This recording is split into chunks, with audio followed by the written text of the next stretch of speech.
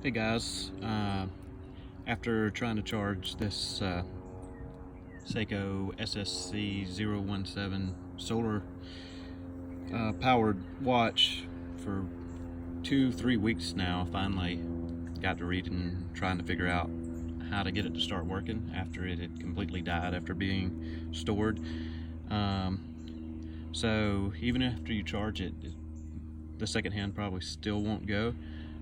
To fix that, what I did on this one was loosen the crown, pulled it out to the second position, which is the position where you can change the time, loosened A and B on the chronograph. While that's all there, you press and hold both A and B for about 3 seconds, then push the crown all the way back in, and if yours was like mine, it will start working and you'll see the second hand start moving.